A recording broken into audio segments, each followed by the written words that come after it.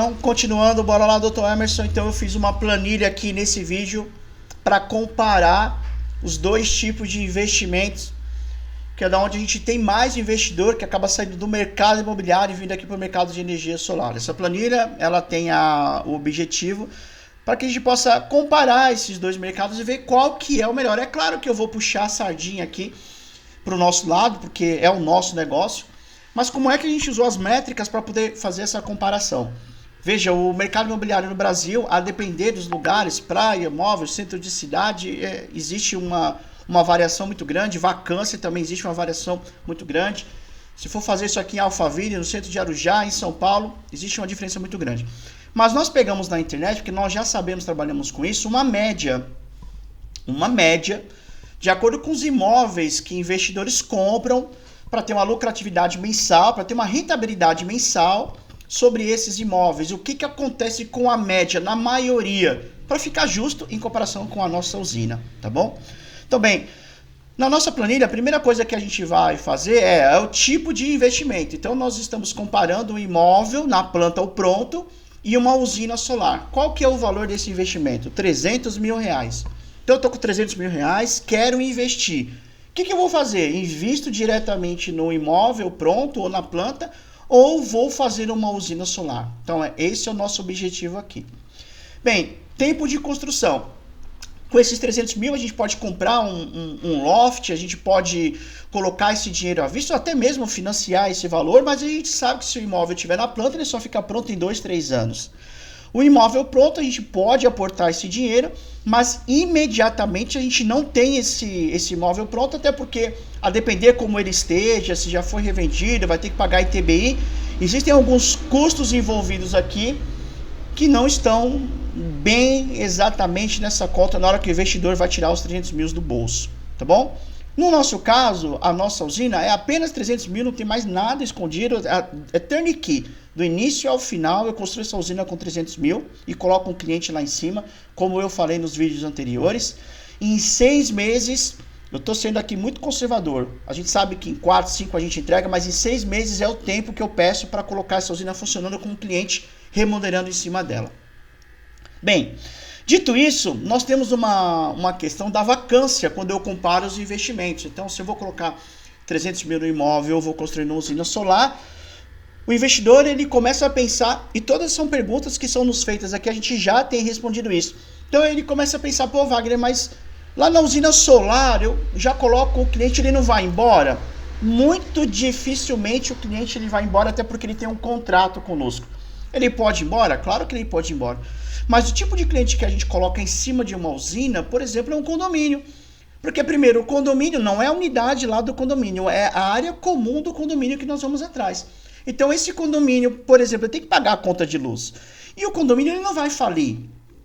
O tipo de clientes que eu posso colocar em cima da usina pode ser uma indústria, pode ser uma casa, pode ser um condomínio. Mas nós temos a predileção aqui de sempre escolher o condomínio, porque a gente sabe que o condomínio é um bom negócio, ele tem que pagar a conta de luz e a gente nunca ouviu falar que condomínio vai falir.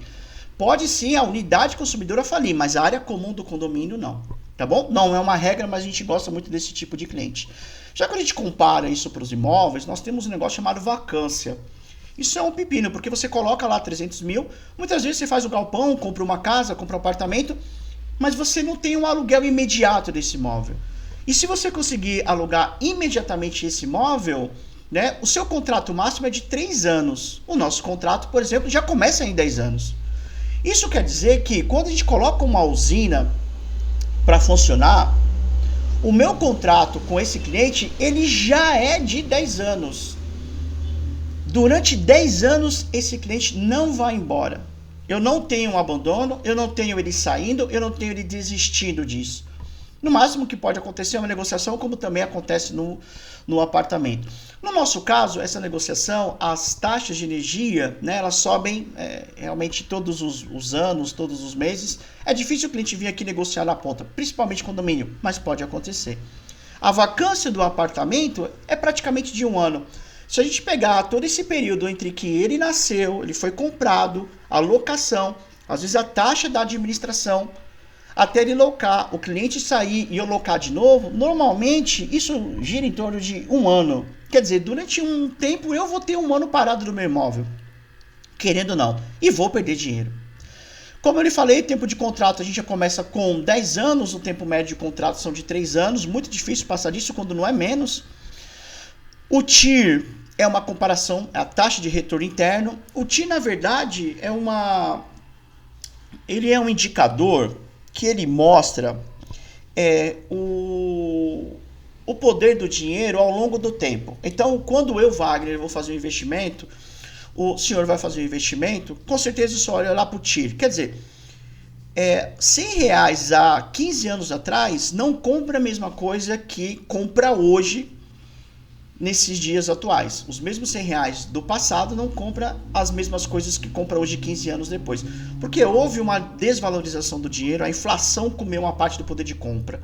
Quando a gente olha para o TIR, que traz essa taxa, 10% é uma taxa média dos imóveis. Quer dizer, ele traz um retorno significativo, 10% é muito bom, mas quando a gente compara com a energia solar, sobre o meu dinheiro, 23%, não tem nada no mercado que se compare com isso. A taxa de retorno interno é 23%, né? Um TMA de 8, 9% não se compara a isso. Quer dizer, o meu dinheiro que eu tiro da usina solar todos os meses vale muito mais do que o dinheiro como eu tivesse comprando lá no meu apartamento. Porque quando ele vai comer os juros, o tempo do dinheiro, eu já recebo mais dessa usina. O aluguel bruto, normalmente de um apartamento de 300 mil que eu investi, o senhor até passou para nós um apartamento de maior valor, é por volta deste valor aqui. Da minha usina é 10.900, valor bruto, né? Isso aqui ainda não está no bolso, mas isso aqui é o valor bruto, 10.900, e podendo ser maior, dependendo do cliente, dependendo da locação da minha usina, onde eu coloco só radiação, pode ser até mais. Aqui a gente está sendo bem conservador, é o que a gente entrega garantido. Valorização, 10 anos, uma média mensal. Então, o que acontece? O imóvel, nós pegamos também aqui uma informação, doutor Emerson, que os imóveis, eles, dependendo da região, eles tendem a valorizar, é um gráfico, né? Dependendo da região, valoriza mais, valoriza menos, mas na média, conforme a própria associação aí coloca isso na internet, a média é que os imóveis valorizem 7%, 6, 7, 8%, um pouquinho acima da inflação. A nossa valorização, eu estou sendo bem conservador, mas eu sei que é mais, porque, por exemplo, esse ano a energia já aumentou em 17% no nosso país. Quando a energia aumenta, o valor do quilowatt aumenta, imediatamente aumenta o retorno para nós.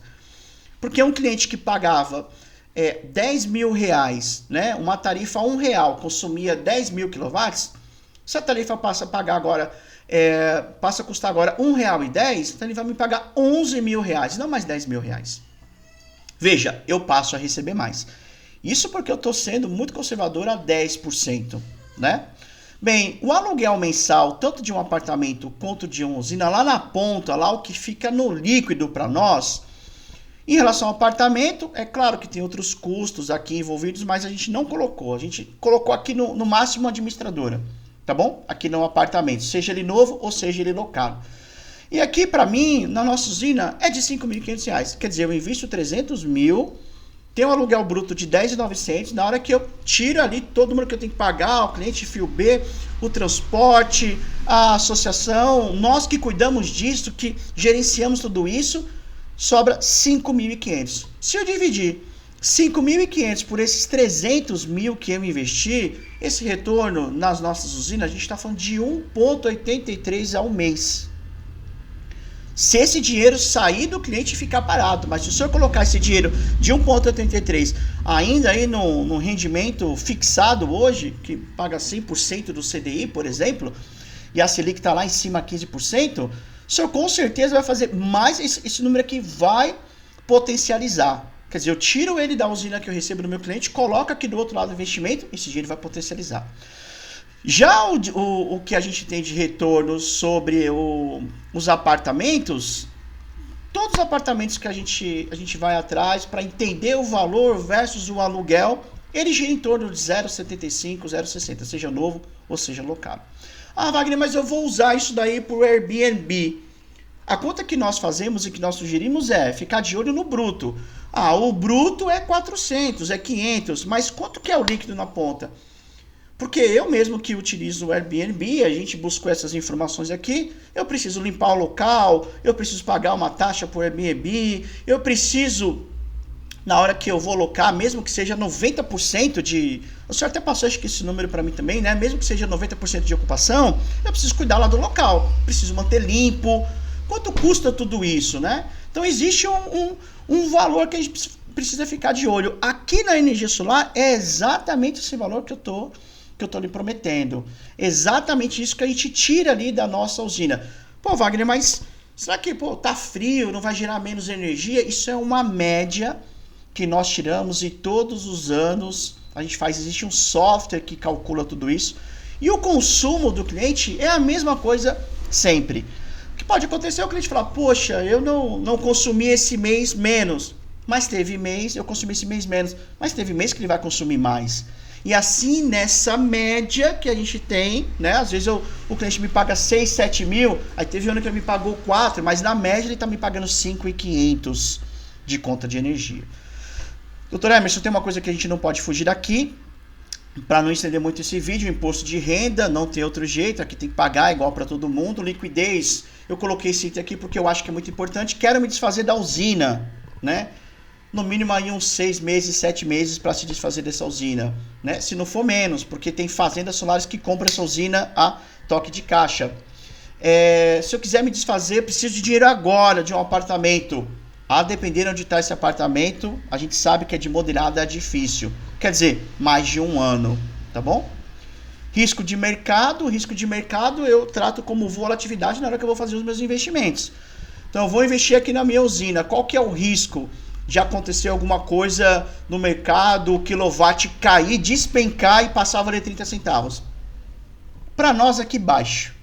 Já no setor imobiliário, o senhor sabe que isso acontece por conta da vacância, dependendo de onde está o imóvel. E existe um cenário onde a pessoa está com o apartamento lá, precisa locar, não consegue locar, ou aconteceu alguma coisa com os aplicativos, sabe-se lá o que pode acontecer. Mas imaginando que isso aconteça, o valor ele começa a cair, porque o investidor não quer ficar sem dinheiro todos os meses, então ele tem que baixar o valor do aluguel para poder receber esse retorno. E aí ele começa a ser menor, tá bom? Isso aqui praticamente não acontece conosco. Coloquei também um outro item também para fechar o nosso áudio aqui, muito importante, que é o risco legal. Quer dizer, Wagner, esse apartamento eu compro, pago ITBI, transfiro e tal, ele está pronto lá. Né, tem o risco da construtora ainda, dela não construir. É claro que esse risco é baixo, inclusive esse risco de 0 a 10 aqui é 2, pode existir. Para nós também existe um risco na hora da construção, mas ele vem antes esse risco para mim. Antes de construir uma usina de energia solar, nós primeiro remetemos todos os projetos para concessionárias. Primeiro já estamos com um cliente aqui e a gente vai lá e constrói. O risco ele é calculado. Tá, Wagner, mas se acontecer alguma coisa, ainda que seja um perigo, muito difícil em relação à resolução, porque a resolução 68742 e a 1000 garante, as leis, que são as resoluções que garantem isso, garante que eu posso continuar enviando, por exemplo, energia para esse cliente. Não é um mercado que vai mudar. Nossa, de repente mudou, não posso fazer mais isso. Não. Há 10 anos atrás era diferente. Hoje não. Hoje já é um mercado muito mais maduro para se locar esses equipamentos, entre aspas, vender essa energia para um outro cliente, tá bom? Bem, para finalizar, no final do ano, quando a gente junta o que a gente tem no apartamento, lá de ganhos 27 mil e aqui na energia solar 66 mil, tá bom? Emerson, eu espero ter tirado as dúvidas. Você escutou o barulho do cachorro porque eu estou na minha casa fazendo esse vídeo para você. Se você não entendeu algum desses pontos aqui, pode mandar um áudio, uma pergunta que eu te respondo diretamente, tá bom? Obrigado e um grande abraço.